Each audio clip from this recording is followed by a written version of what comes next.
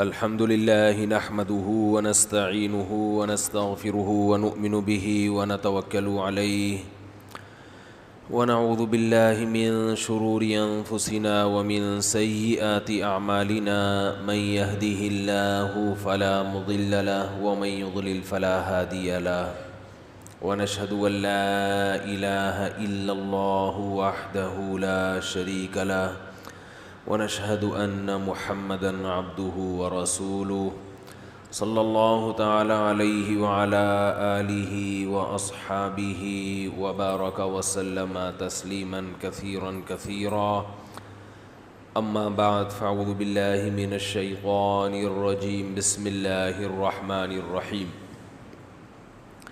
فلا وربك لا يؤمنون حتى يحكموك فيما شجر بينهم ثم لا يجدوا في أنفسهم حرجا مما قضيت ويسلموا تسليما. الله أكبر. قال النبي صلى الله عليه وسلم الكيس من دان نفسه وعمل لما بعد الموت. آج الحمدللہ مائک کی سیٹنگ خاندانی ہے. قرآن مجید کی آیت تلاوت کی ہے فلا وربک لا یؤمنون حتی یحکموک فیما شجر بینہم. اللہ نے قسم اٹھائی کہ اے محمد صلی اللہ علیہ وسلم ہمیں آپ کے رب کی قسم یعنی اپنی قسم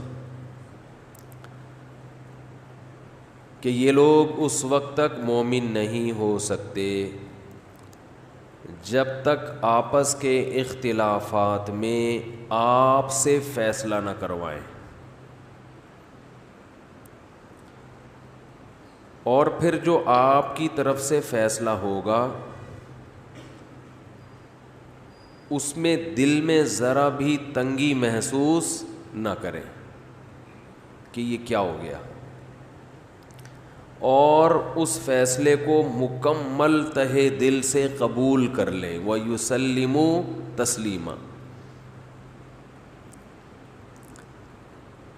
جب تک یہ تین کیفیتیں مسلمان کے اندر پیدا نہیں ہوتی اس وقت تک اللہ تعالیٰ اس مسلمان کو مسلم ماننے کے لیے تیار نہیں. یحکموک فیما شجر بینہم، آپس کے اختلافات میں فیصلہ نبی سے کروانا پہلا اسٹیپ. دوسرا اسٹیپ جو فیصلہ آئے اسے اس میں دل میں تنگی محسوس نہ کرنا کہ یار یہ کیا ہو گیا، یہ کیسا فیصلہ ہے. تیسری بات دل و جان سے اس کو قبول کرنا یعنی خوش ہونا اس پہ جو ہے بالکل عین انصاف کے مطابق ہے. یہ قرآن کی آیت ہے. ہمیں ایک حدیث ملتی ہے جو بظاہر اس کے خلاف ہے. تبھی اصولی بات یہ ہے نا کہ کبھی بھی ایک آیت ایک حدیث کو دیکھ کے فیصلہ بولو بھائی نہیں کیا جاتا. آج کل مارکیٹ میں ہر شخص قرآن و حدیث کی فہم کا دعوے دار ہے اور حدیثوں کے ریفرنس دے دے کے لوگوں کو جمہور امت سے ہٹایا جا رہا ہے. تو بس وہ لوگ کہتے ہیں ماشاءاللہ حوالے کے ساتھ بات کی ہے، حوالے کے ساتھ بات کی ہے. لکل فن الرجال، ہر فن کے ماہرین ہوا کرتے ہیں، ہر چیز کے ماہرین ہوا کرتے ہیں، ان سے پوچھا جاتا ہے. دوسری طرف حدیث میں آتا ہے کہ آپ صلی اللہ علیہ وسلم نے فرمایا، یہ میں دوسری حدیث اس لیے پیش کر رہا ہوں تاکہ اس قرآن کی آیت کا صحیح مفہوم آپ کی سمجھ میں آئے کہ اس کا اصل مطلب کیا ہے. صحیح حدیث ہے، آپ صلی اللہ علیہ وسلم نے ارشاد فرمایا. اچھا گزارش یہ ہے کہ بیان کو ریکارڈ آپ لوگ نہ کریں، اس کا نقصان یہ ہوتا ہے کہ بعض دفعہ بعض چیزیں قابل اپلوڈ نہیں ہوتی, اس کو ایڈٹ کر کے نکالنا پڑتا ہے, تو وہ پھر ہمارے لیے بڑی ٹینشن بن جاتی ہے. لوگ اخپل طریقے سے اپلوڈ کرتے ہیں. جب بیان تو چینل پہ اپلوڈ ہوتا ہے تو ویڈیو پوری بنی ہوئی ہوتی ہے, وہاں سے ہم نے کوئی پابندی تو نہیں لگایا, جو چاہے نکال لے وہاں سے. کیا خیال ہے بھائی؟ اس لیے خود سے ریکارڈ کرنے میں ایک نقصان تو وہ ہے, دوسرا آپ کی توجہ بٹے گی, بیان سننے سے جائیں گے آپ, ریکارڈنگ کو فوکس کریں گے آپ. تو وہ ہو رہا ہے ریکارڈ, وہ وہاں سے اٹھا لیں, کس نے منع کیا آپ. تو فلا وربک لا یؤمنون, قرآن کی آیت کیا ہے کہ اس وقت تک یہ مومن نہیں ہوں گے جب تک فیصلہ آپ سے نہ کروائیں. دوسری طرف حدیث میں آتا ہے کہ میں اگر کسی کے لیے کوئی فیصلہ کر دوں اور وہ حقیقت میں حق پر نہ ہو, تو میرے فیصلے کی وجہ سے اس کے لیے کسی مسلمان کا مال حلال, بولو بھائی, نہیں ہو جاتا. بھائی دیکھو, وسیم نے سجاد سے 1 کروڑ روپے لیے, ٹھیک ہے نا, اور لینے کے بعد پی گیا, جو کہ سبھی کرتے ہیں, آپ کو پتہ ہے. ہمارے حضرت فرمایا کرتے تھے کہ اس زمانے میں کوئی کسی کو پیسے دے قرضہ, وہ بے وقوف, اور جو لے کے واپس کر دے وہ اس سے بڑا بے وقوف ہے. اس کی ایک شرح ہے, اس کا مطلب ہے ایک, وہ پھر غور کریں بعد میں بیٹھ کے. تو وسیم نے سجاد سے 1 کروڑ روپے لیے, لینے کے بعد حسب معمول جو ہوتا ہے دنیا میں, اور یہاں زیادہ ہوتا ہے, لینے کے بعد ایسے بن گئے جیسے سجاد, دنیا میں سجاد نام کا کوئی آدمی ہے ہی نہیں, انہیں دیکھ کے راستہ ہی بدل لیتے ہیں. اب سجاد میرے پاس آیا اور کہنے لگا کہ وسیم نے مجھ سے 1 کروڑ روپے لیے ہیں. فرض کر لیں کہ میں جج ہوں, میں عدالت میں قاضی ہوں, میں نے پولیس بھیجی, پولیس نے وسیم کو اٹھا لیا. یہ سب باتیں خلائی دنیا کی ہو رہی ہیں, ایسا ہوتا نہیں ہے. بلکہ جب سجاد میرے پاس آئے گا کہ وسیم نے 1 کروڑ روپے لیے ہیں اور میں جج ہوں, تو میں بولوں گا بھائی تو 1 کروڑ اس کو دے سکتا ہے, تو پہلے یہ بتا مجھے کتنے دے گا. تو پہلے تو 10 لاکھ میرے لیے سائٹ پہ نکال کے رکھ دے. جب اس نے 10 لاکھ روپے مجھے ایڈوانس میں دے دیے اگر, تو سجاد کے لیے وسیم کو پکڑنا جتنا مشکل تھا اس سے زیادہ اب مجھے پکڑنا مشکل ہو جائے گا اگر ایڈوانس میں پیسے دے دیے, ٹھیک ہے نا. اب وہ سپریم کورٹ میں جائے گا کہ فلاں نے 10 لاکھ لیے اور فلاں نے, تو 2 کیس ہو جائیں گے. تو اس لیے ایڈوانس میں کسی کو پیسے نہ دیا کریں. مہر ایڈوانس میں دو گے نا, وہ بھی پی جاتے ہیں آج کل, نکاح نامہ غائب کر دیں گے. تو ایڈوانس کا کام ہی نہیں ہے اس زمانے میں. بہت سے تاجر لوگوں کو ہم نے بہت سمجھایا, نہیں دو پیسے بھائی, آج کل کسی پر یقین نہیں ہے, اعتبار نہیں ہے. نہیں جی, وہ تو 10 سال سے پارٹنر ہے, وہ تو 20 سال سے تو 20 سال سے وہ اس لیے کہ وہ چھوٹے موٹے پیسے لے کے نہیں بھاگنے کا پروگرام, اس کا ارادہ ہے بڑا گیم کھیلنے کا.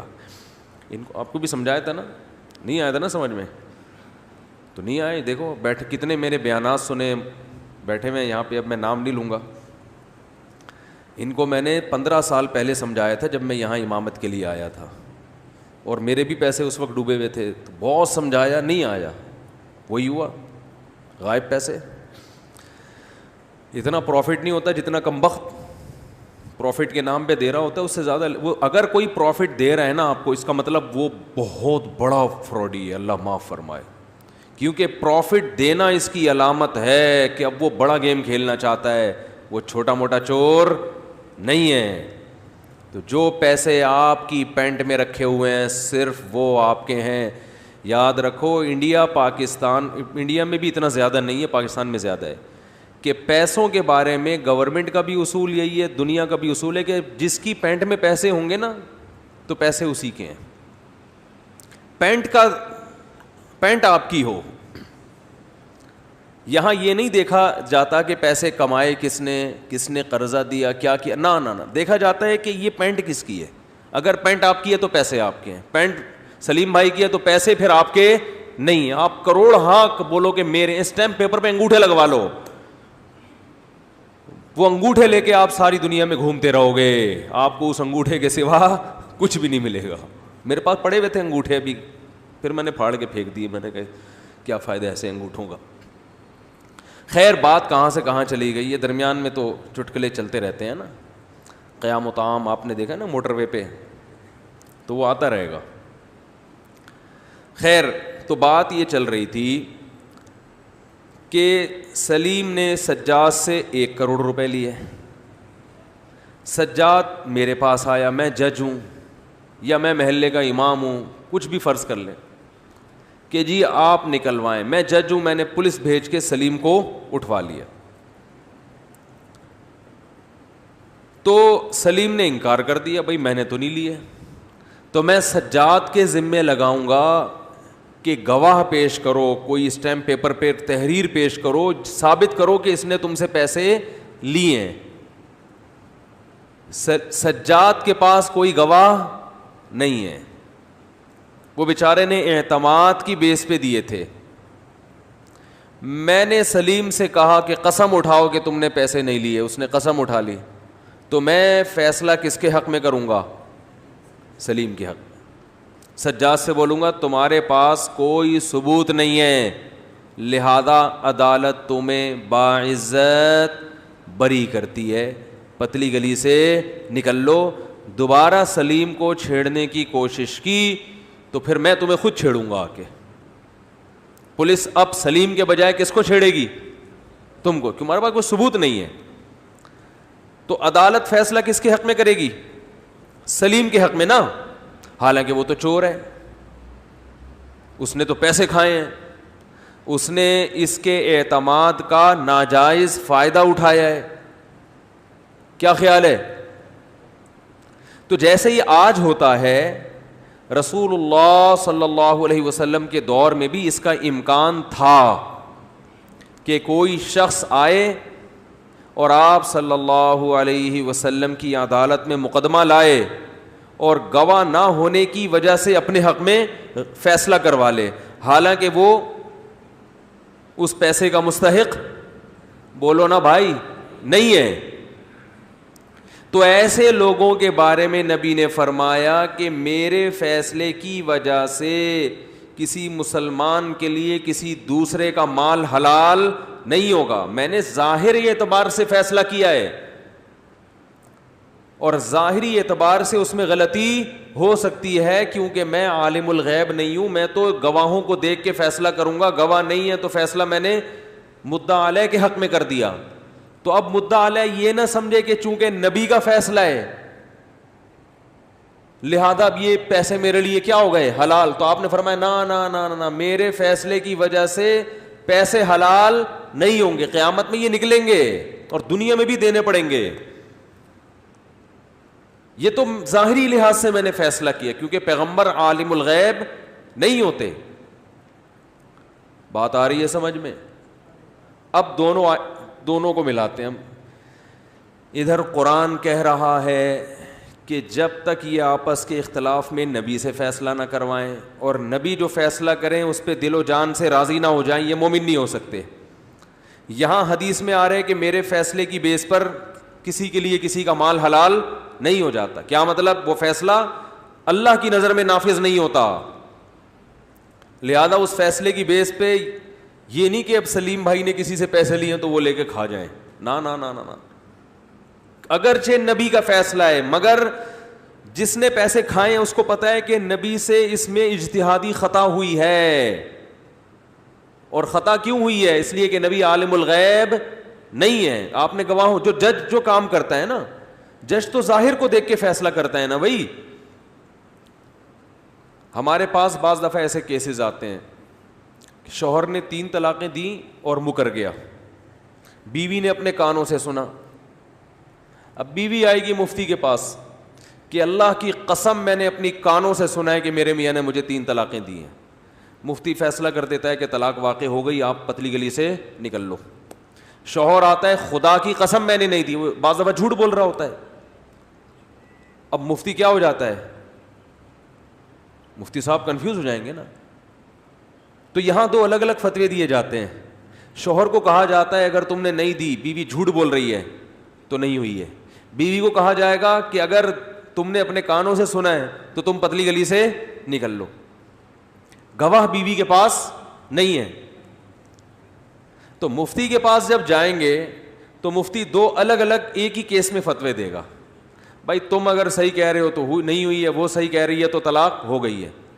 عورت کو مفتی صاحب کہیں گے تم نے اپنے کانوں سے سنا ہے تو تم کسی بھی طرح سے جان چھڑاؤ, بھاگو یہاں سے, تمہارے لیے اس کو اپنے اوپر قدرت دینا حلال نہیں ہے.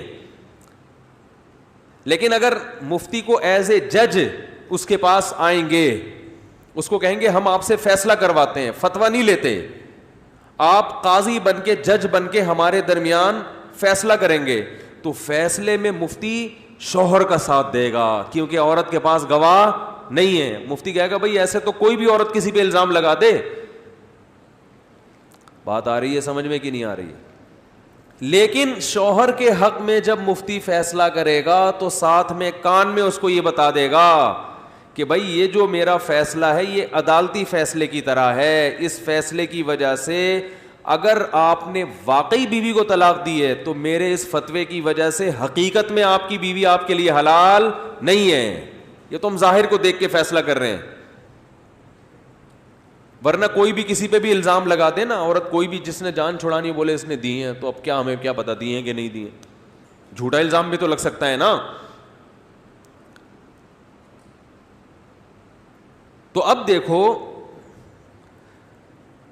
یہاں مفتی کے فتوے کے بعد بھی اگر شوہر نے دی ہے تو بیوی حلال نہیں ہوتی. سیم یہی کیس نبی کی زندگی میں بھی ہو سکتا تھا کہ نہیں ہو سکتا تھا؟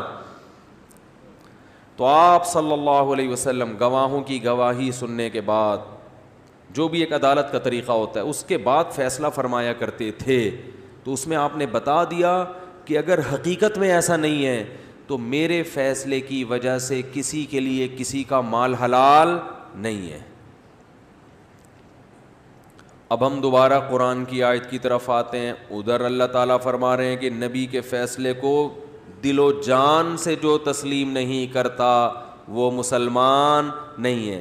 یہاں پتہ چل رہا ہے کہ نبی, اگر تمہیں پتہ ہے کہ نبی سے فیصلے میں اجتہادی غلطی ہوئی ہے, اجتہادی غلطی کا مطلب کہ جان کر نہیں ہوئی ہے لیکن آپ کو علم نہیں ہے, گواہ سچ کہہ رہے ہیں کہ جھوٹ کہہ رہے ہیں, اور اللہ نے وحی کے ذریعے بتایا بھی نہیں. اللہ بتا دے تو ایک الگ بات ہے, تو اللہ نے بتایا بھی نہیں, نبی نے اپنی رائے سے فیصلہ کیا, تو اس فیصلے کو ماننا اس شخص کے لیے پھر نہ صرف یہ کہ ضروری نہیں بلکہ جائز ہی نہیں ہے جو اس فیصلے کی وجہ سے کسی کا حق دبا رہا ہے, بلکہ وہ پر واجب ہے کہ وہ کہے کہ یا رسول اللہ آپ نے اگرچہ فیصلہ کیا ہے کہ یہ شخص مستحق نہیں ہے پیسوں کا, لیکن حقیقت یہ ہے کہ میں نے اس سے پیسے لیے ہیں اور میں آپ کے فیصلے کے باوجود اس کی رقم لوٹاؤں گا. سمجھ میں آ رہی ہے بات؟ اب قرآن کیا کہہ رہا ہے؟ نبی سے فیصلہ لازمی کرواؤ, اور ادھر نبی فرما رہے ہیں کہ اگر مجھ سے فیصلے میں خطا ہوئی ہے تو اس کی بیس پر کسی کے لیے کسی کا مال حلال نہیں ہوتا. تو پتہ یہ چلا کہ دونوں فیصلوں میں فیصلے کا الگ الگ مفہوم ہے. سمجھ میں آ رہی ہے بات؟ فیصلے کا مفہوم کیا ہے؟ بول لو نا, کیا ہو گیا؟ الگ الگ. جہاں قرآن کی آیت ہے نا کہ یہ اس وقت تک مومن نہیں ہو سکتے جب تک آپ سے فیصلہ نہ کروائیں, تو یہاں فیصلے کا مطلب یہ ہے کہ کسی چیز کے بارے میں یہ فیصلہ کرنا کہ بذات خود یہ میرا رائٹ ہے بھی یا نہیں ہے. دیکھو فیصلے کی دو نوعیتیں ہوتی ہیں, میں مثال سے سمجھاتا ہوں تو انشاءاللہ کھوپڑی میں بات بڑھ جائے گی. مسئلہ سارا ہے کس کا؟ کھوپڑی کا ہے نا. بھئی دیکھو اخروٹ کے اندر مغز ہوتا ہے اور وہ کھوپڑی کے لیے بہت ہی مفید ہے نا. ارے اخروٹ کی دیکھا کھوپڑی کی ہیلمٹ کی طرح ہوتا ہے نا, پورا کھوپڑی بنائی ہوئی ہے, اس کے اندر مغز بھی دماغ جیسا ہوتا ہے. تو مغز تو دماغ جیسا ہوتا ہے لیکن اس مغز کو نکالنے کے لیے بہت زیادہ دماغ استعمال ہوتا ہے. اخروٹ جب آپ توڑتے ہیں تو وہ دو حصوں میں ڈیوائڈ ہو کے پھر کیسے مصیبت سے نکالنا پڑتا ہے نا اس میں سے. تو اللہ نے, اور پھر وہ جب کھائیں گے تو دماغ تیز ہوگا, تو اللہ نے بتا دیا کہ دماغ کو تیز کرنا آسان کام نہیں ہے. اخروٹ کھانا تو آسان ہے, لیکن اس کو نکالنے کے پروسیس کے لیے مغز ماری کرنی پڑے گی. تو یہ دماغ کا مسئلہ جو ہے نا, یہ چھوٹا مسئلہ نہیں ہے, اور بیان کرنا کوئی مشکل کام نہیں ہے. مسئلہ ہے بیان کو کھوپڑی میں اتارنا. جیسے اخروٹ سے مغز نکالنا مشکل ہے نا, تو یہ جو ہماری کھوپڑی ہے اس میں چیزیں ڈالنا بڑا مشکل کام ہے. تو میں اب آپ کو ایک مثال سے سمجھاتا ہوں. وہی ہم فرض کر لیتے ہیں کہ جی وسیم نے اپنی بیوی کو اللہ نہ کرے طلاق دے دی. یہ طلاق کو ہٹ کے چھوڑو, کوئی اچھی مثال دو یار. کیا وراثت کی مثال لے لیتے ہیں. بعض دفعہ ایسی چیزیں سن کے نا آدمی نہیں بھی دینا چاہ رہا ہوتا, جا کے دے دیتا ہے. کہہ رہے اتنی دفعہ مفتی صاحب سے سنا ہے اور نام بھی میرا وسیم ہے. ٹھیک ہے نا, تو چلو یہ لو. نفسیاتی اثر ہوتا ہے نا, تو خام خواہ ایسی ناپسندیدہ چیز کا تذکرہ کیوں کرے آدمی. ہم وراثت پہ آ جاتے ہیں. ابا کا انتقال ہو گیا. ابا کے وارثوں میں ایک بیٹا اور ایک بیٹی, اور کوئی وارث نہیں ہے. بیوہ اتفاق سے پہلے چلی گئی تھیں, جو کہ ایسا ہوتا نہیں ہے. بھائی خواتین میں زیادہ تر یہی ہوتا ہے کہ پہلے میاں جائے گا دنیا سے, وہ بیوہ بنیں گی, یہ شرف حاصل کریں گی بیوہ ہونے کا, اس کے بعد وہ دنیا سے جائیں گی. اور میں بار بار کہتا رہتا ہوں وہ پہلے گئے کیوں تھے, ان کی وجہ سے. ٹھیک ہے, سمجھ میں آ رہی ہے نا. آپ دیکھ لو, یہ مشاہدہ ہے. 99% میں نے دیکھا ہے مرد پہلے جاتے ہیں دنیا سے, اکثر ہوتا ہے. اب مجھے نہیں پتا, لیکن ہم تو بھائی ظاہر کو دیکھ کے ہی فیصلہ کریں گے, وہ غلط بھی ہو سکتا ہے. بظاہر یہی لگتا ہے کہ بھائی اب کیا کہہ سکتا ہے آدمی. تو کیس آیا ہمارے پاس, ایک صاحب کا انتقال ہوا, ایک بیٹا اور ایک بیٹی, اور کوئی وارث بولو بھائی نہیں ہے. 1 لاکھ روپے انہوں نے چھوڑے. لڑکا یہ کہہ رہا ہے کہ اس 1 لاکھ میں 66% میرا ہے, 66.366, اور بہن سے کہہ رہا ہے تمہارا 33.33% ہے. 1/3 تمہارا ہے, 2 حصے بولو بھائی میرے ہیں. یعنی رائٹ کس کا کتنا ہے؟ لڑکی کہہ رہی ہے نہیں, آدھا میرا ہے اور آدھا آپ کا, کیونکہ ہم دونوں اپنے ابا کی اولادیں ہیں, تو اس میں لڑکا لڑکی کا کیا فرق, جتنے تمہارا حق ہے اتنا ہی میرا حق. میں بھی ابا کی, بلکہ میں تم سے زیادہ چہیتی بیٹی تھی, میں نے ابا کی خدمت تم سے زیادہ کی ہے. تم تو ابا کو لفٹ ہی نہیں کراتے تھے, آج تک تم نے کبھی تمیز سے بات نہیں کی اپنی ابا سے, اور ابا نے تو تمہیں تو ویسے عاق بھی کر دیا تھا, اخبار میں اشتہار دے دیا تھا, تو تمہارا تو 0 بنتا ہے. لیکن چلو میں دل بڑا کرتی ہوں, آدھا تم لے لو.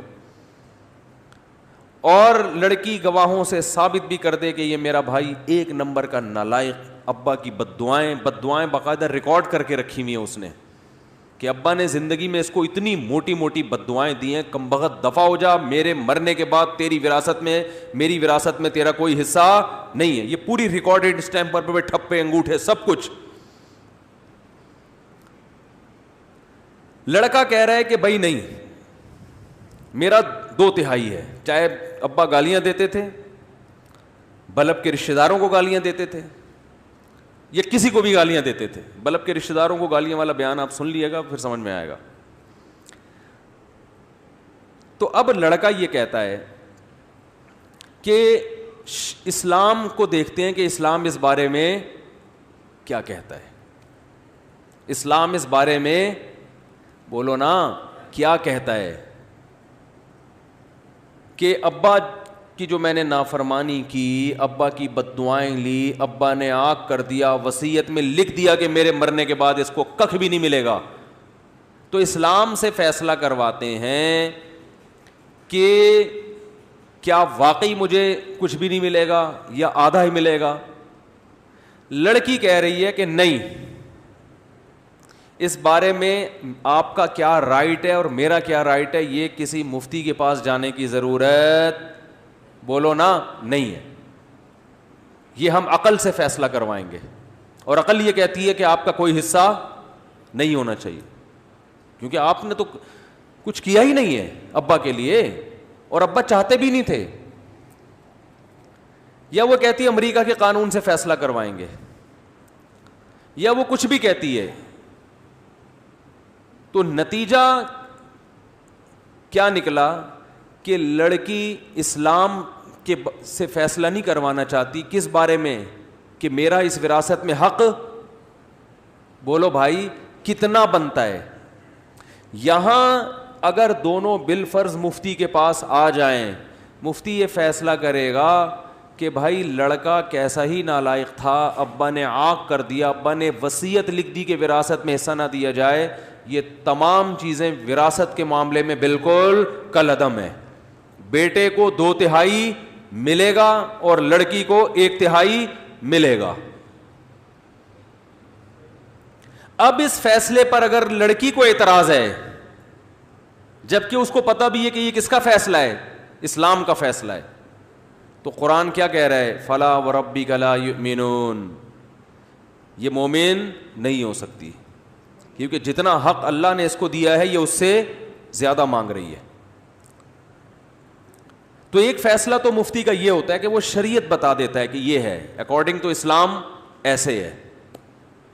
اور ایک فیصلے کی نوعیت یہ ہے کہ لڑکی کہتی ہے کہ میرا 33% میں مانتی ہوں, لڑکا کہتا ہے میرا 66% میں مانتا ہوں, لیکن لڑکا کہتا ہے اس کو میں نے 33% دے دیا ہے, لڑکی کہتی ہے مجھے بولو نہیں ملا, اور وہ وراثت تھی لڑکے کے قبضے میں. اب دونوں میرے پاس آتے ہیں. حقیقت یہ ہے کہ لڑکے نے فار ایگزامپل واقعی دے دیا ہے 33%, لیکن دیتے ہوئے اس نے کسی کو گواہ نہیں بنایا. اب بہن کہتی ہے کہ میرے بھائی نے مجھے میرا 33% حصہ نہیں دیا, میں بھائی سے پوچھوں گا وراثت میں تمہارا قبضہ تھا, تمہارے ہاتھ میں تھی تو تم نے دے دیا. وہ کہہ رہے ہیں ہاں دے, میں کہ گواہ لے کر آؤ, کہ گواہ نہیں ہے تو میں کس کے حق میں فیصلہ کروں گا؟ لڑکی کے حق میں, حالانکہ وہ 33% لے چکی ہے. اب یہاں پہلی صورت میں لڑکی پر میرا فیصلہ ماننا واجب تھا, دوسری صورت میں لڑکی کے لیے میرا فیصلہ ماننا حرام اور ناجائز ہے. بات آ رہی ہے سمجھ میں؟ دونوں فیصلوں کی نوعیت کیا ہے؟ چینج ہے. ایک کی نوعیت یہ ہے کہ وہ دعویٰ کر رہا ہے میں نے حق دیا ہے, وہ کہہ رہی ہے میں نے لیا ہے, یہ ایک الگ ٹائپ کا فیصلہ ہے. ایک کی نوعیت یہ ہے کہ اکارڈنگ ٹو شریعہ پتہ تو چلے کہ کس کا کتنا حق بنتا ہے. تو قرآن کی آیت اس بارے میں ہے کہ تمہیں یہ فیصلہ کہ تم میں صحیح کون ہے غلط کون ہے, یہ فیصلہ نبی سے کروانا ہے, اور نبی سے مراد نبی کی ذات نہیں بلکہ اسلام سے کروانا ہے. اس فیصلے کو اگر آپ نہیں مانتے تو اس کا مطلب آپ قرآن کی نظر میں اسلام سے خارج ہیں. آپ بات آ رہی ہے سمجھ میں؟ تو آج بہت سے لوگ اپنے خاندانی جھگڑوں میں یہ دیکھنے کے لیے کہ ہم میں سے صحیح کون ہے غلط کون ہے, کس کا رائٹ بنتا ہے کس کا نہیں بنتا, اس معاملے میں اسلام سے فیصلہ نہیں کرواتے. اور نبی کے دور میں جب اسلام کا فیصلہ ہوگا تو وہ کون کرے گا؟ نبی کریں گے نا. تو نبی کے دنیا سے جانے کے بعد اسلام کے مطابق فیصلہ کروانے تو نبی کے وارثین علماء کریں گے وہ فیصلہ.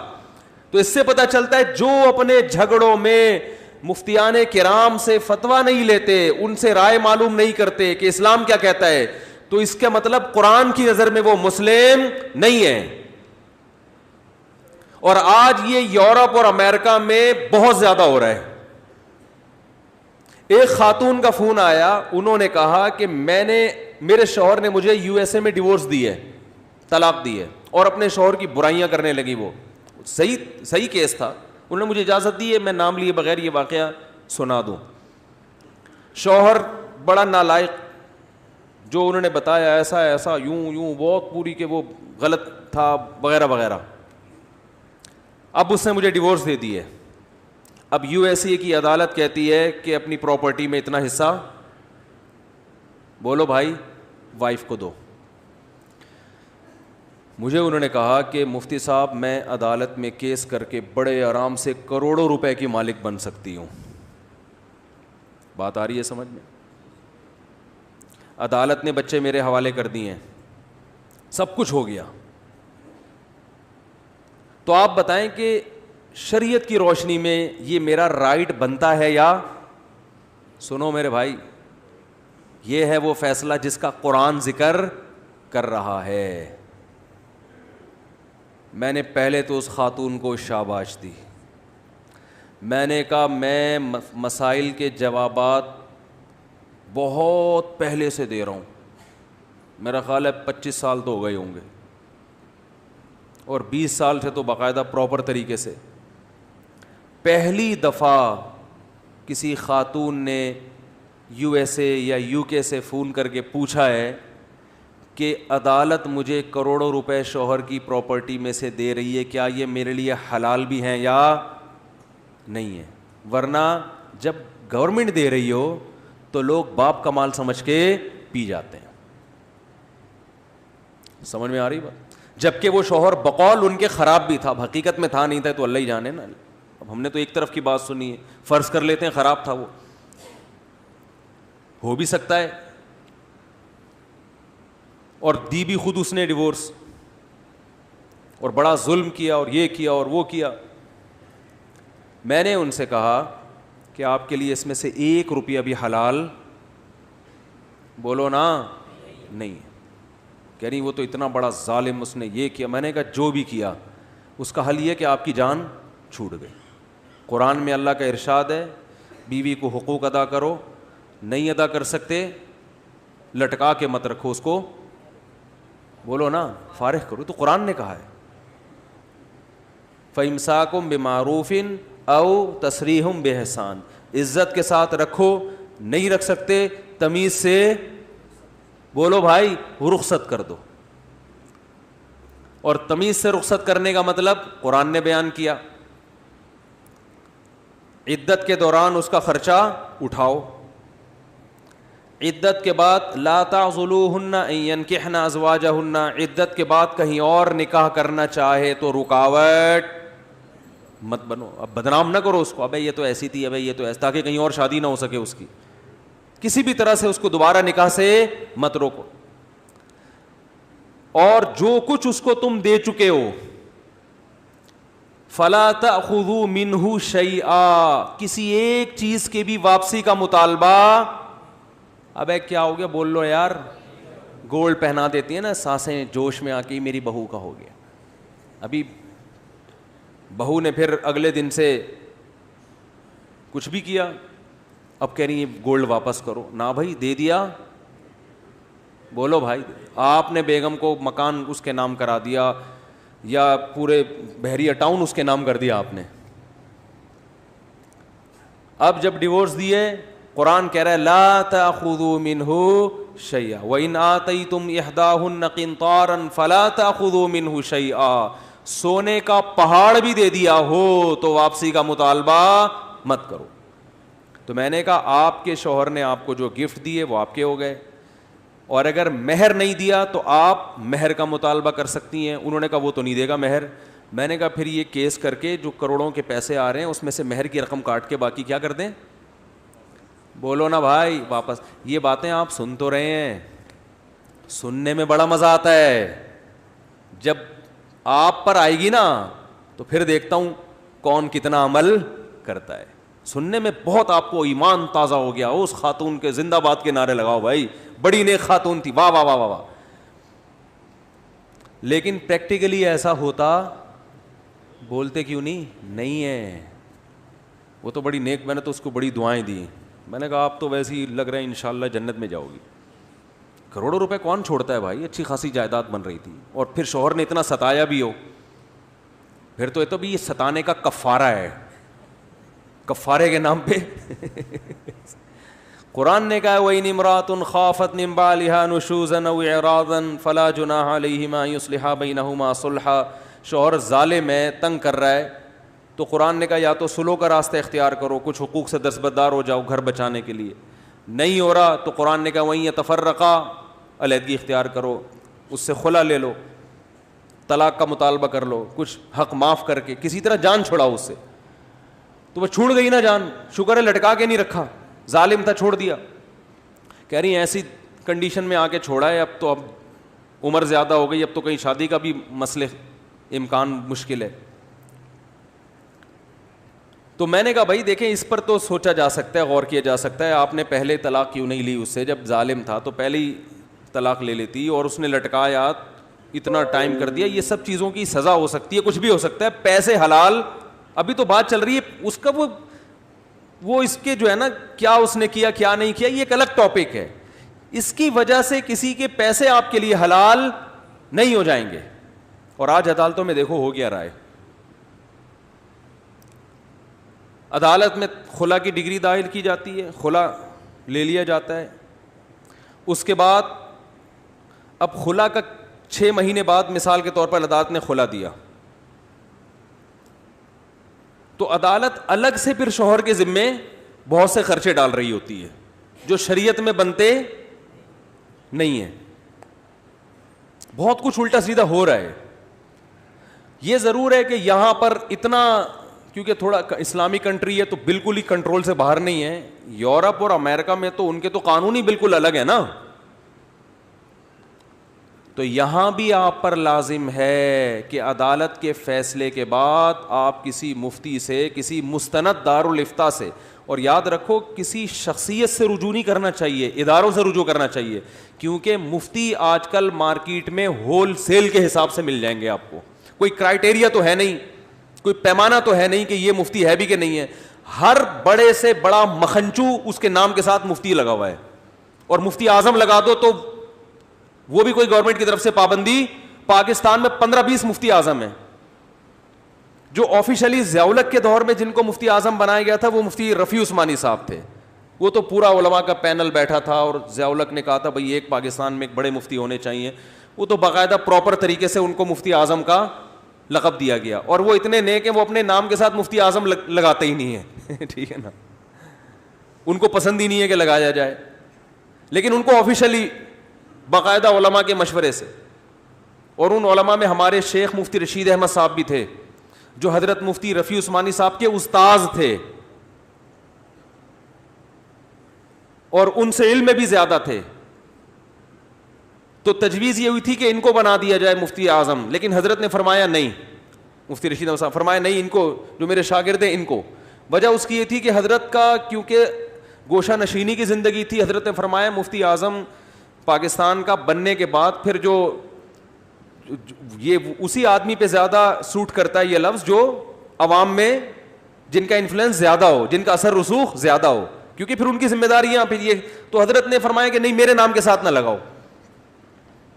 یعنی مجھے نہ بناؤ مفتی اعظم. تو اہل حق کی یہ علامت ہوتی ہے کہ وہ چاہتے ہیں کہ ہمارے نام کے ساتھ فلاں فلاں کو یہ, حالانکہ وہ فلاں آپ کے شاگرد ہیں, ان کہہ رہے ہیں ان کے ساتھ ہو. مفتی تقی عثمانی صاحب کو لوگ شیخ الاسلام کہتے ہیں, علماء نے لقب دیا, لیکن وہ خود اپنے نام کے ساتھ یہ لفظ پسند نہیں کرتے, لیکن علماء نے ان کو یہ لقب دیا ہے.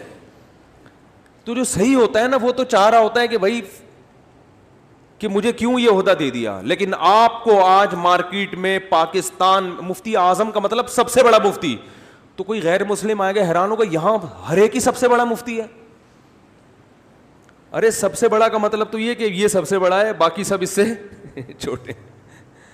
لیکن یہاں ہر ایک کیا ہے, حالانکہ وہ سرے سے مفتی نہیں ہوگا, مفتی اعظم تو دور کی بات ہے. پاکستان میں یاد رکھو جو آزادی ہے نا آپ کو ہر لحاظ سے, صرف مفتیوں میں نہیں ہے. آپ کلینک کھول کے بیٹھ جائیں, کوئی نہیں پوچھے گا MBBS کیا بھی ہے کہ نہیں, اور حکیم بن کے بیٹھ جاؤ آپ, پھر تو آپ کی بلے بلے, اس کا تو کوئی کرائٹیریا ہے ہی نہیں. دواؤں میں اسٹرائڈ ڈال کے بیچو, مردہ زندہ ہو جاتا ہے 2 گولیاں کھا کے نا, ایک فٹ فالٹ کا, کیا حکیم صاحب نے دوا دی, آپ کو پتہ ہی نہیں اس کے اندر ہے کیا.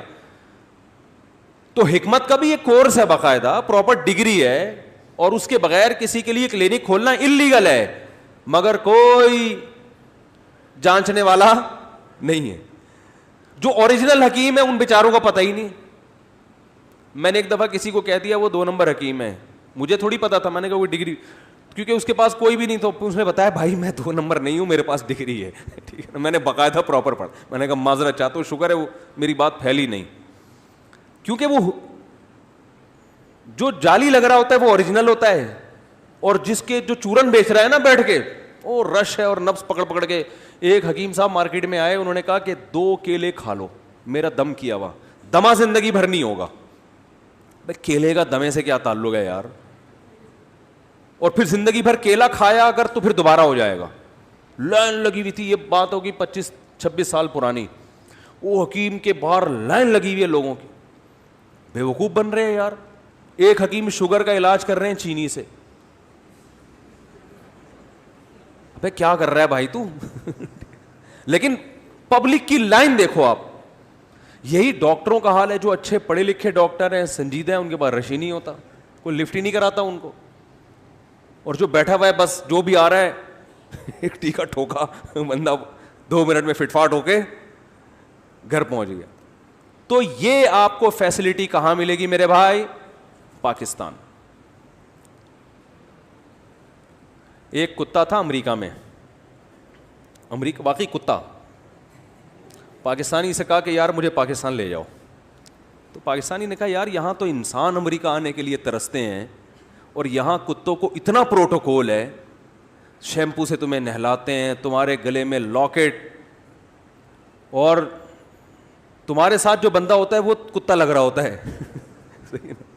تو اتنا خوبصورت اسٹائل میں تمہیں رکھتے ہیں اور اتنا کھلاتے ہیں. تو ان کی تو غذائیں بھی جو کتوں کی ہوتی ہے نا, اس پہ بھی لکھا ہوتا ہے اتنی, یعنی اس میں جو ہے وہ حرارے اور جو اس میں وہ کیا ہے کاربوہائیڈریٹ وغیرہ اتنے, کیلوریز اتنی ہیں. ایسا نہیں کہ کھلا دے تو کتا ہی موٹا ہو گیا یا ہڈیاں نکل آئیں. ہمارے ہاں جو کتے ہیں وہ اپنی ذمہ داری پہ پلتے ہیں. حقیقت ہے, اپنی ترکی میں نے کتے دیکھے, میں حیران یار, اتنے ڈیسنٹ قسم کے کتے, نہ کسی پہ بھونک. انہوں نے کہا یہاں کتوں کی باقاعدہ ویکسینیشن ہوتی ہے, اور کتے کے گلے میں پٹا ڈلا ہوا ہوتا ہے, اس پہ نمبر ہوتا ہے. ایسے کسی کو کتا بننے کی اجازت نہیں ہے کہ کوئی بھی کتا آیا اور گھومنا شروع کر دیے. یہ کتا پن کہلاتا ہے ان کے یہاں, کیونکہ کتا پاگل بھی ہو سکتا ہے نا, کاٹ بھی سکتا ہے.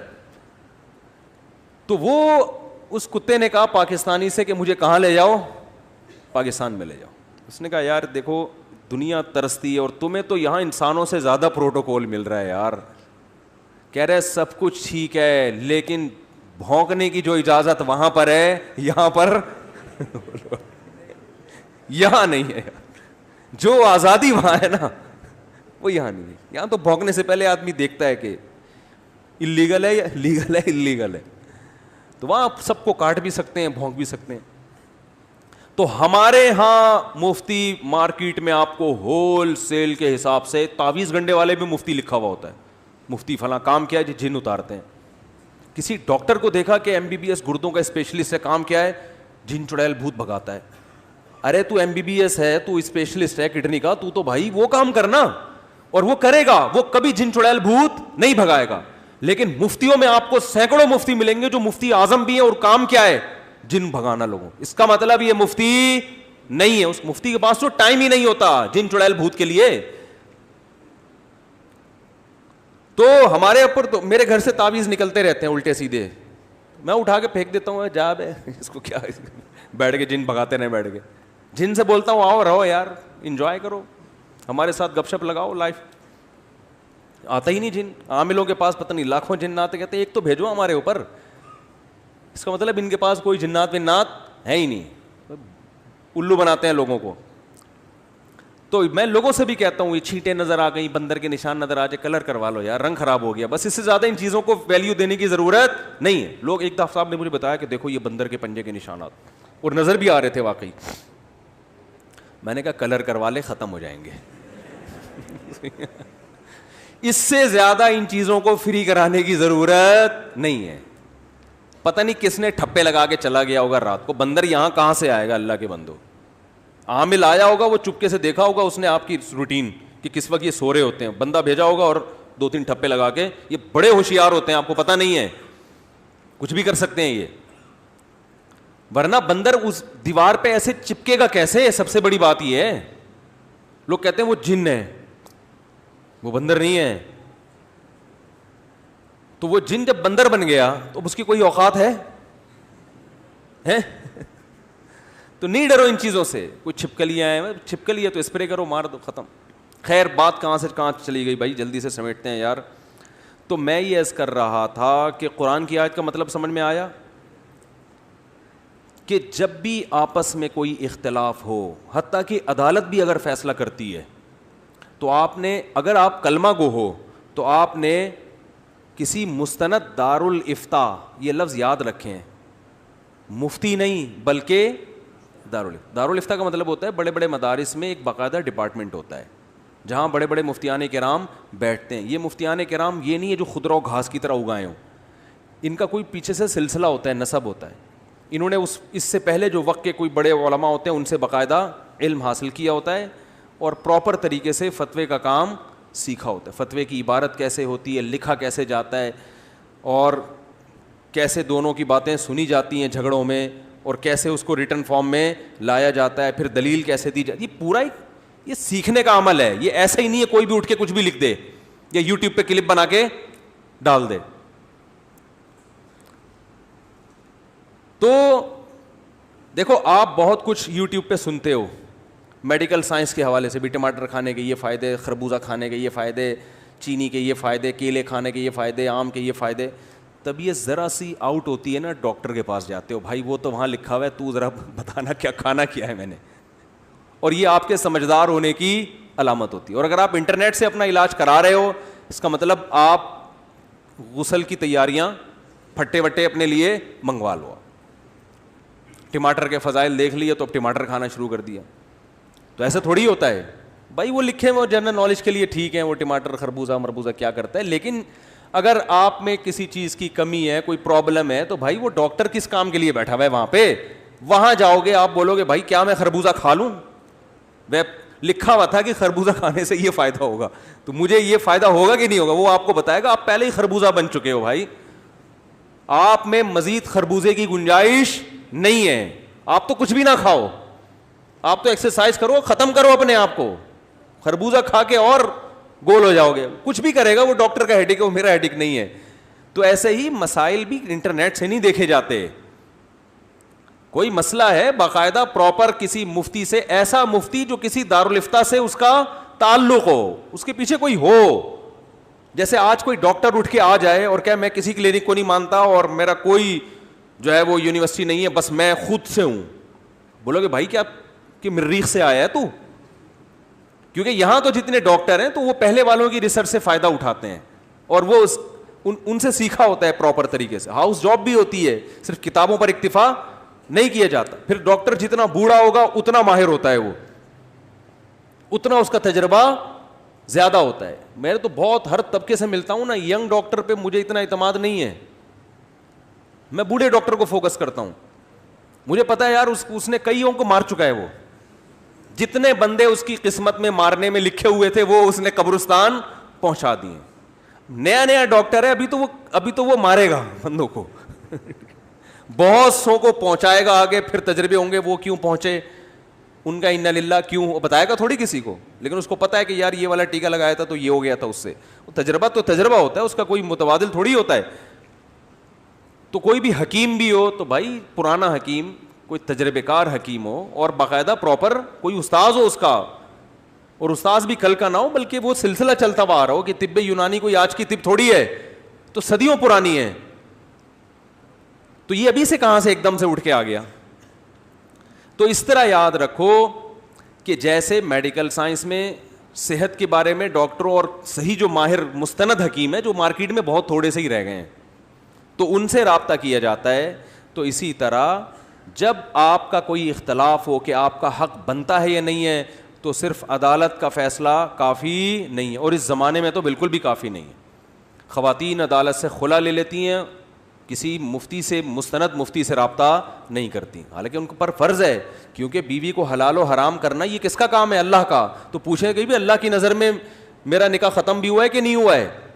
یہ دیکھو جو ہم ایجاب و قبول کرتے ہیں اور نکاح ہو جاتا ہے, یہ کیا حکومت پاکستان نے ہمیں بتایا ایسے نکاح ہوتا ہے؟ بولو نا, کیونکہ قرآن و سنت سے پتہ چلتا ہے کہ بھئی ادھر ایجاب ہو ادھر کیا ہو, قبول ہو, تو نکاح کیا ہو جائے گا, ہو جائے گا. تو حالانکہ وہ عدالت آپ کے نکاح کو اس وقت تک نہیں مانے گی جب تک نادرہ کا سرٹیفکیٹ نہیں ہوگا یا وہ سادہ نکاح نامہ نہیں ہوگا, نہیں مانے گی. لیکن شریعت کی نظر میں وہ نکاح ہو چکا ہے. کئی لوگ ایسے ہوتے ہیں کہ بچے پیدا ہو جاتے ہیں پھر 6 سال کے بعد جا کے نکاح نامہ بنا رہے ہوتے ہیں. لیکن اگر عورت شوہر کے خلاف کیس کرے اور نکاح نامہ نہ ہو تو عدالت اس کیس کی سماعت نہیں, وہ اپنی لحاظ سے صحیح کر رہی ہے, وہی اس کے پاس ثبوت ہی نہیں ہے. لیکن عورت کے لیے کیا اس بیس پہ شوہر کے خلاف کیس کرنا جائز ہوگا؟ نہ شوہر کے لیے بیوی کے خلاف کیس کہ میرا اس سے کوئی تعلق ہی نہیں ہے, یہ بلا وجہ اپنے آپ کو میری بیوی کہہ رہی ہے, حالانکہ میرا تو اس سے کوئی تعلق نہیں ہے, اور دلیل یہ دے کہ میرے پاس نکاح نامہ نہیں ہے. تو بھائی نکاح نامہ نہیں ہے, لیکن آپ کا نکاح بہرحال ہوا ہے. شریعت کی نظر میں یہ آپ کی وائف ہے, آپ کے ذمہ اس کے حقوق ادا کرنا, لہذا یہ آپ پہ جو مالی خرچے ڈال رہی ہے عدالت میں کیس کر کے, عدالت تو کیس کو بری کر دے گی, لیکن شریعت کی نظر میں آپ بری نہیں ہوں گے. بات آ رہی ہے سمجھ میں کہ نہیں آ رہی ہے؟ تو ایک بات کا آپ کو اپنے اوپر لازم کر لو, دیکھو یہ باتیں دنیا میں سمجھ میں نہیں آئیں گی, لیکن اللہ کی نظر میں ان باتوں کی بہت ویلیو ہے. اللہ بس یہ دیکھتے ہیں کہ یہ مجھے کتنا مانتا ہے. اللہ کو ماننے کی علامت یہ ہے کہ آپ کے آپس کے اختلافات میں آپ شریعت اور اسلام جو اللہ کا دین ہے اس سے فیصلہ کرواتے ہو یا نہیں کرواتے. اس کے علاوہ اللہ کچھ بھی نہیں دیکھتا, کیونکہ اللہ کی نظر میں قرآن میں 2 جگہ اللہ نے فرمایا ان الدین عند اللہ الاسلام, دین اللہ کی نظر میں صرف کیا ہے؟ اسلام ہے. اس کے مقابلے میں کوئی قانون, کوئی لا, اللہ کہتے ہیں وہ اس کے بعد ہے. سب سے سپیریئر کیا ہے؟ مسلمان کی نظر میں کیا ہے سب سے سپیریئر؟ اسلام. بس اسلام جس چیز کو صحیح کہے گا وہ صحیح, جس کو غلط کہہ دیا وہ غلط. ٹوکن اسٹیٹ ایجنٹ ہڑپ کر دیتا ہے, ٹوکن لے لیتے ہیں نا پہلے کہ بھئی آپ ہم سے پلاٹ خریدیں گے یا ہم نے آپ کو پلاٹ بیچ دیا, ٹوکن لے لیتے ہیں نا پہلے 5-6 ہزار 10-20 ہزار اس مد میں لے لیتے. اس کے بعد اسٹیٹ ایجنٹ کی نیت ہوتی ہے خراب کہ یار فلاں آدمی اس کے زیادہ پیسے دے رہا ہے. بلکہ بعض دفعہ ایسے ہوتا ہے کہ جس نے آپ سے پلاٹ خریدا اس کی نیت خراب ہو گئی, تو کسی بھی مفتی سے پوچھیں گے وہ کہے گا اسٹیٹ ایجنٹ کے لیے وہ ٹوکن کے پیسے ہڑپ کرنا جائز؟ بولتے کیوں نہیں بھائی؟ نہیں ہے. اس کو ایگریمنٹ پورا کرنے پر مجبور تو کیا جا سکتا ہے, ایگریمنٹ توڑنے پر کسی کے پیسے آپ کے لیے حلال نہیں ہوتے, پیسے حلال نہیں ہوں گے. ہم یہ کہتے ہیں رکھ لو کچھ دن ترساؤ اس کو, تاکہ جو ایگریمنٹ اس نے کیا ہے نا آپ کے کسٹمر نے آپ کے ساتھ, اس کو وہ مجبور ہو کے پورا کرے. مجبور کروا سکتے اس کو, پیسے آپ کے لیے حلال نہیں ہے, بالآخر دینے پڑیں گے. پیسہ کسی کا کسی بیس پہ حلال ہوتا ہے اور وہ ہے تجارت, یا کوئی آپ کو ہدیہ دے دے. اس کے علاوہ اسلام میں پیسہ کسی اور طرح سے, یا ملازمت ہو, سیلری مل رہی ہے آپ کو جس کو اجرت کہا جاتا ہے, اس کے علاوہ کوئی طریقہ نہیں ہے. گوروں نے درجنوں طریقے نکالے ہوئے پیسے کمانے کے, اسلام میں نہیں ہے ایسا. کچھ مخصوص طریقے ہیں, ان کے حد تک آپ کو باؤنڈ ہونا پڑے گا. اس کے علاوہ جو بھی پیسہ آپ کماؤ گے انلیگل ہوگا, حالانکہ گورنمنٹ کی نظر میں وہ لیگل ہوتا ہے. گورنمنٹ کی نظر میں بلیک منی اور وائٹ منی کی ڈیفینیشن الگ ہے, اللہ کی نظر میں الگ ہے. گورنمنٹ کہتی ہے جس پیسے پہ آپ ٹیکس نہیں دے رہے وہ بچا رہے ہیں وہ بلیک منی ہے, سمجھ رہے ہیں نا, اور ٹیکس دے دیا تو وائٹ منی ہے. اسلام کہتا ہے نہیں, ٹیکس دینا تو ایک الگ چیز ہے. اسلام کہتا ہے بلیک منی وہ ہے جو آپ نے ناجائز کمایا, سینما گھر کھولا ہوا ہے آپ نے, اس کی ارننگ آ رہی ہے, ٹیکس آپ دیتے ہیں, گورنمنٹ اس کو کیا کہتی ہے؟ وائٹ منی. اسلام کہتا ہے ٹوٹلی کیا ہے؟ بلیک. سارا ہی اٹھا کے ٹیکس میں بھی دے دو گے نا پھر بھی حرام ہے, ٹھیک ہے نا. تو آج ایک بڑا مسئلہ یہ ہے کہ ہم جس کنٹری سے بلانگ کرتے ہیں اپنے آپ کو اس کا شہری تو کہتے ہیں, اور کہنا چاہیے, اچھی بات ہے, لیکن اس پہ نہیں کہ بھائی یہ پہلے حکومت کس کی ہے؟ اس زمین پر اللہ کی حکومت ہے. یہ ملک تو لکیریں تو بعد میں کھینچی ہیں, یہ تو انسانوں کی بنائی ہوئی لکیریں ہیں. سب سے پہلے جو رشتہ ہے وہ خالق اور مخلوق کا رشتہ ہے, باقی تمام رشتے اس کے بعد ہیں. تو آپ یورپ میں ہو, آپ امریکہ میں ہو, آپ کہیں بھی ہو, کوئی بھی فیصلہ آپ کے خلاف ہوتا ہے یا آپ کے حق میں ہوتا ہے, آپ نے سب سے پہلے اسی کنٹری میں کسی ماہر مستند مفتی سے, وہاں رابطہ نہ ہو تو کسی ایسی جگہ جہاں رابطہ ہو, آپ نے ان سے فتویٰ لینا ہے, مسئلہ پوچھنا ہے کہ شریعت میں یہ میرے لیے حلال ہے یا بولو بھائی نہیں ہے. ایک بڑی پرابلم یہاں یورپ اور امریکہ میں یہ آ رہی ہے کہ لوگ وصیت کیے بغیر دنیا سے چلے جاتے ہیں, گورنمنٹ ان کا مال اٹھا کے اپنے قانون کے لحاظ سے ڈیوائڈ کر دیتی ہے, اس کا گناہ مرنے والے کو ہوگا. سمجھ میں آ رہی بات؟ لہذا جو ان کنٹریز میں جو لوگ رہتے ہیں ان پر واجب ہے کہ وہ وصیت کریں, پہلے سے لکھ دیں, کیونکہ لکھیں گے پھر گورنمنٹ اس کو فالو کرتی ہے, یہ اچھی بات ہے. لکھ دیں کہ بھائی میرے مرنے کے بعد میرے بیٹے کو اس میں سے اتنے, جو شریعت کے مطابق حصہ ہے, میری بیٹی کو اتنا, میری بیوہ کو اتنا. اگرچہ اس بیوہ کی وجہ سے میں دنیا سے جا رہا ہوں, لیکن اس کی وجہ سے اس کا حق ساقط نہیں ہوتا. سب نہیں ایسے ہوتا, جو بیان نہیں سن رہے ان کی بات کر رہا ہوں. اس کا حق پورا بولتے کیوں نہیں, کیا ہو گیا, ملے گا اس کو.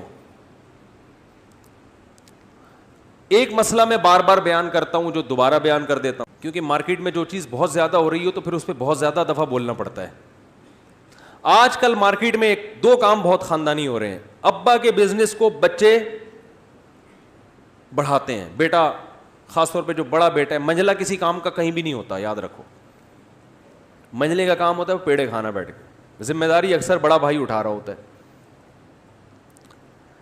تو جو سب سے بڑا بھائی ہوتا ہے نا, وہ اکثر ابا کے ساتھ ابا کے کام میں ہاتھ بٹاتا ہے, بزنس کو ترقی دے کے کہاں تک. ابا نے ایک سموسے کی چھوٹی سی دکان کھولی تھی, گولے گنڈے کی ریڑھی تھی, آج گولے گنڈے چائنا کو کھلا رہے ہیں. ایک ہو سکتا ہے پاکستانی کچھ بھی کر سکتا ہے, تو ایکسپورٹ ہو رہے ہیں کنٹری. مثال دے رہا ہوں, مثال دینے پر گورنمنٹ کی طرف سے کوئی پابندی نہیں ہے. نسوار ایکسپورٹ ہو رہی ہے, پان ایکسپورٹ ہو رہا ہے, گٹکا ایکسپورٹ ہو رہا ہے. ہم لوگ یہی چیزیں ایکسپورٹ بولو بھائی کر سکتے ہیں, کیونکہ جیسے گٹکے ہمارے ہاں بنتے ہیں, امریکہ جاپانی سوچ بھی نہیں سکتے. انہوں نے بڑی ترقی کی ہے, لیکن گٹکے کی فیلڈ میں وہ ہم سے آگے نہیں نکل سکتے. ہمارا گٹکا, ہمارا پان, ہماری نسوار. بہت اللہ کا شکر ہے, بہت اللہ نے ہم لوگوں کو نام دیا ہے. یہ جو ڈرگس لیتے ہیں نا یہ لوگ امریکی, اور چھٹے لگا رہے ہیں بیٹھ کے, اور ان سے ایک گٹکا کھلا کے دیکھو ان کو, یہ سب ڈرگ پھینک دیں گے. کہیں گے یار جو مزہ گٹکے میں ہے وہ کسی چیز میں نہیں. خیر, بیٹے نے ابا کے بزنس کو, ابا کی چھوٹا سا کھوکا تھا, گولے گنڈے کا ایک ریڑھی تھی, حلیم کی دیگ تھی, حلیم پہ آ جاتے ہیں, گٹکے کا کیا, حلیم کی دیگ تھی, چھوٹا سا ریڑھی تھی. بیٹا جاتا صبح شام ابو کے دیگ میں چمچہ بھی گھماتا, اور پھر اس میں بہت ہوتے ہوتے بالآخر آج اس کے بہت بڑا حلیم کا ہوٹل ہے, اور ابا کا ہو گیا انا للہ. سب نے جانا ہے. اب بیٹا کہتا ہے یہ سارا کاروبار کس کا ہے, میرا. ابا کی تو ایک دیگ تھی خالی, ابا کی کیا تھی, ایک دیگ تھی. اب تو یہ جو ہوٹل اور یہ سب کچھ, یہ تو اسی کاروبار سے ارننگ ہوئی ہے اور اسی پہ میں لگاتا رہا. محنت تو ساری میری. ابا تو گھر میں رہتے تھے, وہ تو سہروزہ چلہ 4 مہینے کی جماعتوں میں نکلتے تھے, ان کو تو میں نے فارغ کیا ہوا تھا. مفتی سے فیصلہ کروائیں گے, وہ کہے گا بھائی چونکہ بزنس ابا کا تھا, آپ کو وہ پوچھتا ہے مجھے کیا ملے گا, ہم کہتے ہیں ثواب کے علاوہ کچھ بھی نہیں ملے گا, کیونکہ اصل جو انویسٹمنٹ تھی وہ کس کی تھی, ابا کی. اسی سے کما کے لگاتے رہے آپ. اور اپنا بھی اگر لگایا تو کوئی ایگریمنٹ تو نہیں کیا تھا نا, وہ تعاون تھا ابا کے ساتھ. اپنے پیسے الگ سے لگاتے, ابا کو گواہ بناتے کہ ابا آپ کے اتنی میری, تو اب میں اس میں کیا ہو گیا ہوں آپ کے ساتھ شریک. جب تک کوئی ایسا ایگریمنٹ نہیں ہے تو آپ کو صرف ثواب ہی ملے گا, کیونکہ بزنس ایگریمنٹ کے بغیر بولو بھائی نہیں ہوتا. میں آپ کو 100 روپے لا کے پکڑا دوں اور آپ نے اس سے بزنس کرنا شروع کیا, کروڑ پتی ہو گئے, تو مجھے کچھ نہیں ملے گا اس میں سے. میں کہوں میرے 100 روپے سے آپ نے اتنا کمایا, تو آپ کہو گے کیا تم نے کہا تھا کہ یہ 100 روپے سے جو ارننگ ہو مجھے دینا. ہم تو سمجھے ویسی میری پینٹ میں آپ نے 100 روپے لا کے فی سبیل اللہ رکھ دیے. تو کوئی بھی کسی کو پیسے پکڑا دے اور ریزن بیان نہ کرے تو اس کو ہدیہ کہتے ہیں, گفٹ کہتے ہیں. سمجھ میں نہیں آ رہی میرا خیال ہے بات. دیکھو میں نے آپ کو ایک خوشبو دے دی, آپ نے کہا بھائی مفتی طارق مسعود صاحب کی خوشبو ہے یہ, انہوں نے مجھے گفٹ دی ہے. کوئی میرا عقیدت مند آیا, اس نے وہ خوشبو فار ایگزامپل 1000 میں خرید لی آپ سے, حالانکہ وہ 50 روپے کی تھی, تبھی تو میں نے دی تھی آپ کو. ایک مثال دے رہا ہوں. تو ایسا نہیں ہے کہ میں کسی کو 50 روپے کی خوشبو دیتا ہوں, ایسا نہیں, مثال دے رہا ہوں. میں نے کہا گورنمنٹ کی طرف سے پابندی نہیں ہے. آپ نے کیا کیا, 1000 روپے, آپ کو یار یہ تو بڑا پروفٹ ہو گیا, آپ نے اس 1000 سے خوشبو خرید کے آگے 2000 میں کسی کو پہنا دی, پھر 2000 روپے آئے, اس میں سے 1000 رکھے, پھر 1000 کی, پہناتے پہناتے 10 سال میں آپ کا پرفیوم کا پورا کیا ہو گیا, ایک بڑا بزنس. بھائی لینڈ کروزر میں گھوم رہے ہو, میں گیا, میں کہہ رہا ہوں یہ سارا میرے پیسے سے تم نے, میں نے تمہیں خوشبو دی تھی 50 روپے والی جو تم نے 1000 میں بیچی ہے. اب آپ کہو گے بھائی تو آپ کے پیسوں سے ہے, لیکن یہ تو گفٹ تھا نا. میں نے کہا تھا یہ گفٹ ہے, میں نے بولا تھا یہ گفٹ ہے, میں نے تو ویسے ہی دے دی تھی آپ کو. تو میری نیت یہ تھی کہ آپ اس سے جتنا پروفٹ کمائیں گے وہ کس کا ہوگا, آدھا میرا ہوگا. تو بتاؤ یہ میرا دعویٰ درست ہوگا؟ بھائی اگر پروفٹ کا کوئی بزنس تھا تو کوئی ایگریمنٹ ہونا چاہیے تھا کہ میں اس نیت سے دے رہا ہوں, اور پھر وہ خوشبو سے نہیں ہوتا, وہ پیسوں سے ہوتا ہے.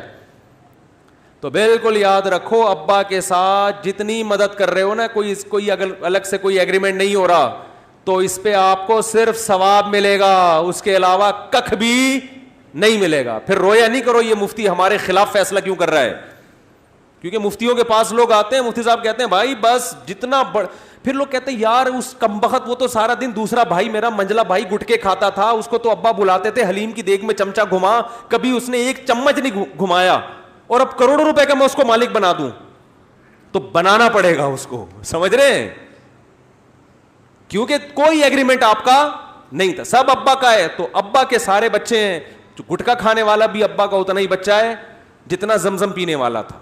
اس میں شریعت نے کوئی فرق نہیں رکھا. گٹکے کی سزا قیامت میں اس کو الگ سے مل جائے گی, آپ اس کو وراثت سے محروم نہیں کر سکتے. اللہ تعالیٰ عمل کی توفیق عطا فرمائے. بہت زیادہ ہو گیا میرا خیال ہے, کافی ہے, کافی ٹائم نہیں ہو گیا, تھک گئے آپ لوگ؟ 2-4 منٹ اور لے لیتے ہیں, 1-2 سوال پڑھ لیتے ہیں. میں پولیس کی نوکری کرتا ہوں, کیا آفس ٹائم میں اپنے افسر کا ذاتی کام کر سکتا ہوں جب یا نہیں؟ افسر کہتے ہیں میرا کام کر کے چلے جانا. آفس ٹائم میں بھائی جو گورنمنٹ نے آپ کے ذمہ کام لگایا وہی کریں آپ. پولیس میں رشوت ختم کرنے کا فارمولہ بتائیں. پولیس کو ختم کر دو, رشوت ختم ہو جائے گی, اور کوئی فارمولہ کیا خیال ہے, اور کوئی فارمولہ نہیں, سارا سسٹم ہی بگڑا ہوا ہے بھائی. جیسے غربت ختم کرنے کا ایک طریقہ گورنمنٹ نے یہ بھی نکالا کہ غریبی کو ختم کر دو, تو غربت خود بخود ختم ہو جائے گی. سرکاری ملازم کو ریٹائرمنٹ کے بعد جو فنڈ ملتا ہے کیا یہ جائز ہے؟ جائز ہے بھائی. آنکھوں کی بینائی جا رہی ہے, دعا کریں اللہ تعالیٰ آپ کی, بھائی دل سے دعا ہے اللہ تعالیٰ آپ کی آنکھوں کی بینائی بحال کرے. بہت بڑی آزمائش ہے, اللہ سب کی آنکھیں محفوظ رکھے. اور نبی صلی اللہ علیہ وسلم نے فرمایا کہ اللہ تعالیٰ کا ارشاد ہے, اذا ابتلیت عبدی بحبیبتیہ فصبر عوضتہ منہما الجنہ. کسی کی اللہ بینائی چھین لے اور وہ صبر کرے تو اللہ تعالیٰ فرماتے ہیں, بخاری مسلم کی حدیث ہے, اللہ فرماتے ہیں میرے پاس اس صبر کے بدلے جنت کے علاوہ کوئی بدلہ نہیں ہے. تو اللہ سے ویسے تو دعا مانگو کسی کی بینائی نہ جائے, ان کی بینائی بھی اللہ بحال کر دے. دل سے دعا ہے, کیونکہ بہت بڑی آزمائش ہے یہ. لیکن اللہ نہ کرے کسی کو مقدر ہو جائے تو بھائی صبر کرے, اور یہ سمجھے بہت سے گناہوں سے اللہ نے اس کو بچا لیا, اور صبر کرے گا اللہ نے اس کی ضمانت لی ہے کہ میں اس کو اس کے بدلے میں کیا دوں گا, جنت دوں گا. تو یہ مسلمان کے لیے بڑی فضیلت ہے. مفتی صاحب اگر اللہ سے دین مانگیں, ہدایت مانگیں تو یہ دعا رد نہیں ہوتی, پھر ہدایت کیوں نہیں ملتی؟ کوئی چیز جب آپ مانگتے ہیں تو اس کے اسباب بھی اختیار کرنے پڑتے ہیں نا. آپ اللہ سے روٹی مانگ رہے, اللہ روٹی دے دے, اٹھ ہی نہیں رہے, ہل ہی نہیں رہے, صحیح ہے نا, تو روٹی ملے گی. تو دعا بھی مانگیں اور ساتھ ساتھ ہدایت کے اسباب بھی پیدا کریں, دونوں چیزیں ضروری ہیں. مفتی صاحب میں نے الحمدللہ داڑھی رکھ لی ہے, حلیہ بھی تبدیل کر لیا, لیکن لوگ کہتے ہیں تمہیں آگے جاب کے حوالے سے مشکلات ہوں گی, اچھی جاب ملے گی انشاءاللہ. داڑھی کٹانا جائز نہیں ہے, سمجھ رہے ہو؟ مفتی صاحب میں رشتہ داروں کو کہتا ہوں کہ شادی بیاہ میں غیر شرعی رسومات, مخلوط ماحول وغیرہ نہیں ہونا چاہیے. لوگ کہتے ہیں پتہ تو چلے کہ شادی ہو رہی ہے, میت نہیں ہو رہی. آج کل تو میت میں بھی مخلوط ماحول ہوتا ہے, شادیاں میت میں سیٹنگ ہو رہی ہے. میں نے خود ایک صاحب سے, اپنے دوست سے پوچھا, میں نے کہا آپ کی شادی کیسے ہو گئی یار؟ انہوں نے کہا میت پہ آئی ہوئی تھی لڑکی, میں بھی آیا ہوا تھا, وہیں آنکھ مٹکا ہوا. یہ سچا واقعہ بتا رہا ہوں, وہیں آنکھ مٹکا ہوا ہے, سیٹنگ ہوئی ہے, نمبر کے تبادلہ ہوا, اور آج اس سے 2-3 بچے ہیں ان کے الحمدللہ. تو آج کل میت اور شادی میں ویسے ہی فرق کیا ہو گیا ہے؟ بولو بھائی, ختم ہو. یہ میں سچا واقعہ, سچی مچی کا آنکھوں دیکھا واقعہ سنا رہا ہوں. سیٹنگ ہوتے ہوئے میں نے نہیں دیکھی تھی, یعنی ان کو انہوں نے بتایا کہ ایسے ہم نے ایک دوسرے کو جنازہ رکھا ہوا ہے, یہ یہاں کھڑے ہوئے ہیں, ان کی قسمت اچھی تھی, اتفاق سے وہ, حالانکہ پہلے کوئی ارادہ نہیں تھا, اتفاق سے اس طرح سے کھڑے ہو گئے کہ آنکھ مٹکا ہو گیا. تو بس وہیں سے آپس میں نمبر کا تبادلہ ہوا. وہ مرنا تو سب نے ہے, اب کیا ہم اس وجہ سے اپنا نقصان کیوں کریں؟ کیا خیال ہے بھائی؟ آج یہ چلے گئے کل ہم جائیں گے. تو یہ چل رہا ہے مارکیٹ میں جو چیز ہو رہی ہے, میں یہ نہیں کہہ رہا صحیح ہو رہا ہے یا غلط ہو رہا ہے, میں اس پہ تب میں کہہ رہا ہوں مارکیٹ میں ہو ہی رہا ہے. تو شادی کا جو ہے نا مس گیدرنگ سے پتہ نہیں چلتا, شادی کا پتہ چلتا ہے ولیمے سے. مکس گیدرنگ نہ ہو, الگ الگ ہو تو بھی وہ شادی ہے, اس میں کیا ہے؟ مکس گیدرنگ تو بے حیائی ہے. انگریزوں کو پھر شراب کباب کے بغیر نہیں پتہ چلتا شادی بیاہ کا, تو پھر وہ بھی کرو. پھر ڈانس کی محفلیں بھی ہوں, تو بے حیائی کا ایک طوفان کھڑا کر دیا ہے. نکاح اللہ کی نعمت ہے, تو نعمت پہ تو انسان کو اور شکر ادا کرنا چاہیے نا. مفتی صاحب پوچھنا ہے کہ میں ٹی وی چینل میں ترجمہ کرنے کا کام کرتا ہوں, جو آج کل نشر ہونے والے ترکی کے تاریخی ڈرامے عوام تک اردو ترجمے کے ساتھ پہنچاتے ہیں, اور وہ ڈرامے اپنی پتہ نہیں کیا اپلیکیشن پر اپلوڈ کرتے ہیں جہاں اشتہارات آتے ہیں جن کے ذریعے آمدن ہوتی ہے, اس سے مجھے بھی ماہانہ تنخواہ ملتی, تو جام جائز ہے. ڈراموں کا ترجمہ کرنا, اس کی ترکی کے جو ڈرامہ ہے اس کے صرف ترجمہ کرنا, اس کے جو آپ کو ارننگ ہوگی وہ جائز ہے, ناجائز نہیں ہے. اچھا بھائی, باقی یہ کہ یہ کام بذات خود ٹھیک ہے یا نہیں ہے, یہ دوسرے مفتیان کرام سے پوچھیں آپ. میں صرف ارننگ کا بتا سکتا ہوں کہ یہ حلال ہے. السلام علیکم مفتی صاحب, آپ کی ویڈیوز اپنے چینل پر اپلوڈ کرنے, ترکی کے وہ ڈرامے جو کوئی موٹیویشن کا سبب بن رہے ہیں, یا وہ ڈرامے جو اسلامی ہسٹری دکھا رہے ہیں, کوئی بے حیائی پر مشتمل ڈرامہ ہے اور وہ ہے ہی ڈرامہ برائے ڈرامہ, تو اس کا یہ حکم نہیں ہے. آپ کی ویڈیوز اپنے چینل پر اپلوڈ کرنے کے لیے طالب سے رابطہ کیا, انہوں نے کچھ انتظار کا کہا تھا, 3 مہینے ہو گئے, انہوں نے نہ مسئلہ حل کیا کاپی رائٹ کا, اور نہ میسج کا جواب دیتے ہیں. آپ ان سے درخواست کریں تو بہت نوازش ہوگی. میں نے تو ان سے درخواست کی ہے, ان سے بولا ہے کہ بھائی بتاؤ کیا مسئلہ ہے, کیوں نہیں جواب دے رہے, آپ دوبارہ رابطہ کریں ان سے. دوسرا یہ کہ لوگ تو ویڈیوز لے رہے ہیں, ان کو کلیم جاتا ہے, لیکن وہ پاکستانی کو پتہ نہیں وہ کلیم یہ نہیں ہوتا کہ آپ کا چینل بند ہو جائے گا, ایسا کوئی کلیم نہیں ہوتا. وہ پڑھتے ہی نہیں ہے پورا کلیم ہے کیا. تو لوگ چلا رہے ہیں ویڈیوز, کسی کا چینل بند نہیں ہو رہا, تو آپ بھی چلانا شروع کر دیں. مفتی صاحب, اگر ایک انسان نیکی کے سارے کام کرتا ہے, جمعے کے علاوہ کوئی نماز نہیں پڑھتا, تو کیا اس کی معافی ہے؟ نیکی کے سارے کام کر کے کبیرہ گناہ اتنا بڑا کر رہا ہے, کیونکہ اسلام میں شرک کے بعد سب سے بڑا جرم نماز کا قضا کرنا ہے, تو یہ نیکی کے کام کر ہی نہیں رہا. صحیح ہے نا. تو یہ سب سے پہلا سوال ہی نماز کا ہوگا. ایک انسان کی 3 بیٹیاں ہیں, وہ اپنی جائیداد کیسے تقسیم کرے گا؟ بیٹے نہیں ہیں وہ تھوڑی کرے گا, وہ تو مرنے کے بعد اللہ تقسیم کرے گا. دنیا میں تو جیسے چاہے تقسیم کر دے, زندگی میں سارا دے دے بیٹیوں کو. لیکن اگر اسی کنڈیشن میں موت واقع ہو جاتی ہے تو 2/3 66.6% ان بیٹیوں میں ہوگا, باقی سارا جائے گا میت کے والدین میں. والدین نہیں ہیں یا والد نہیں ہے تو پھر والدہ اور بھائیوں میں جائے گا, تو بھائی پھر بیٹے کے قائم مقام ہو جاتے ہیں. سمجھ رہے ہیں؟ 2/3 بیٹیوں میں, باقی سارا میت کے بھائیوں میں جائے گا. بھائی اور بہنوں کو بھی ملے گا اس میں. مفتی صاحب, آپ سے اکیلے میں ملنا چاہتا ہوں, آپ مجھے ٹائم بتا دیں جب آپ کے پاس ٹائم ہو, دن بھر یا پھر 100 دن بعد مجھے آپ سے ملنا ہے. رات کے 12 بجے بولیں یا دن کے 12 بجے. امام مہدی کے آتے ہی آپ سے انشاءاللہ ملاقات. جیسے امام مہدی تشریف لائیں گے, آپ دن کے 12 بج رہے ہوں یا 12:30, یا کشمیر جس دن آزاد ہو گیا, صحیح ہے نا, کشمیر کا مسئلہ جیسا ہی حل ہوتا ہے آپ سے میری ملاقات ڈن ہے. بھائی الگ کیوں ملنا چاہ رہے ہیں, وجہ کیا ہے؟